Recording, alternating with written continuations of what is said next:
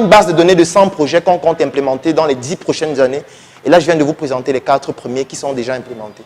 Alors, l'autre projet, c'est sur mesure, parce qu'on ne peut pas parler tous les jours de patriotisme économique et on ne montre pas l'exemple.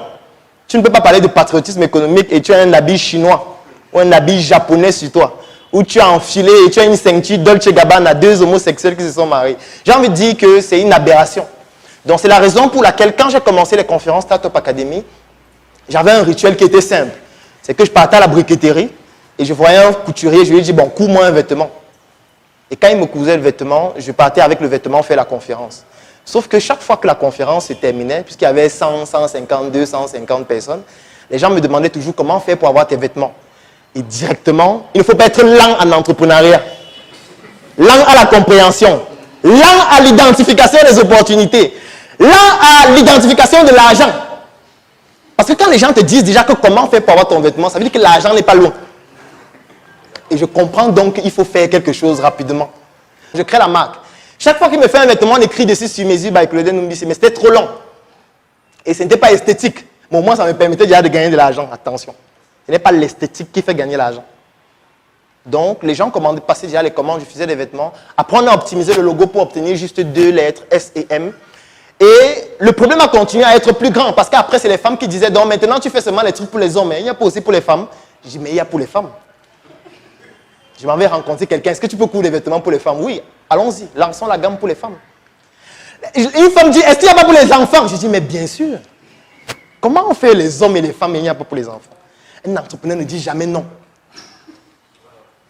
C'est un autre secret que je vous donne en passant. C'est vrai qu'on va entrer en profondeur dessus tout au long des modules de la formation, mais un entrepreneur ne dit jamais non. Vous croyez que les gars qui sont à l'avenir Kennedy là, tu crois que tu lui demandes un truc, il va te dire qu'il n'a pas. Arrive à l'avenue Kennedy, tu vois un gars en route, il n'a pas de boutique, il n'a rien. Tu lui demandes, est-ce que tu as le Samsung Galaxy S10 Plus? Il me dit, bien évidemment, tu as combien? Tu veux quelle couleur? Je dis que, mais celui-ci, ta boutique c'est où? Il dit que, mais tu veux le téléphone ou tu cherches si j'ai la boutique? Qu'est-ce que tu veux, le téléphone ou la boutique? Tu veux ouvrir une boutique? Tu veux une boutique à louer? Si c'est ça que tu veux, on te trouve une boutique à louer. C'est ce que moi je fais qui t'intéresse ou c'est le téléphone? Donc c'est ça l'entrepreneuriat. Donc directement, donc, je réunis donc, des stylistes, des couturiers pour pouvoir faire donc, des vêtements hommes, femmes et enfants. Mais après, ce n'est pas tout. Parce qu'après, la chaussure est toujours chinoise. Et là, il faut maintenant aussi fabriquer des chaussures localement. Donc je contacte donc des maîtres boutiers, je leur donne des cahiers de charges de chaussures et on se met à fabriquer des chaussures aussi localement. C'est comme ça qu'on a commencé à fabriquer pratiquement tout. Aujourd'hui, on fait des vêtements, on fait des sacs, on fait des ceintures, on fait des chaussures, on fait même des parfums. Et c'est totalement fabriqué au Cameroun. Parce que le message à passer aussi, c'est que le Made in Cameroun n'est pas seulement la médiocrité. On a aussi la possibilité de faire des produits qui sont d'excellente qualité. C'est aussi le message qu'on veut passer.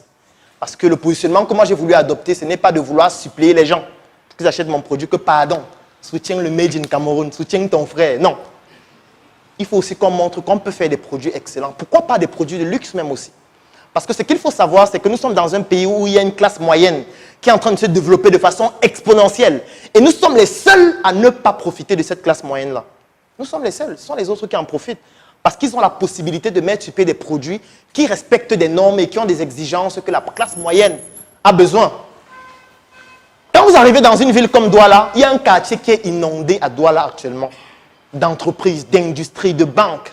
Qui peut me donner le nom de ce quartier à Douala? Bonamou Sadji. Et vous savez pourquoi c'est Bonamou Sadji? À Bonamou Sadji, il y a des supermarchés qui sont sur la même ligne. C'est que vous arrivez comme ça, sur 100 mètres, il y a 3 supermarchés qui sont collés. Vous pensez qu'ils sont fous de le faire? Pourquoi ils le font? La classe moyenne la plus abondante dans la ville de Douala se trouve à Bonamou Sadji. C'est ça qu'on appelle en intelligence économique la stratégie du miroir.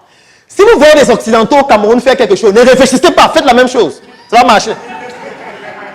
Ne faites plus d'études de marché. Parce qu'ils ont rien fait ça pour vous. Parce qu'il faut savoir qu'ils ne sont pas cons. Donc, quand ils décident de se lancer dans un domaine, c'est parce qu'ils ont déjà suffisamment mené d'études et vous n'avez pas les moyens pour faire les études là. Donc, tout ce que vous pouvez faire, c'est de faire la stratégie du miroir. Un peu comme ce que Express Exchange a fait avec Express Union.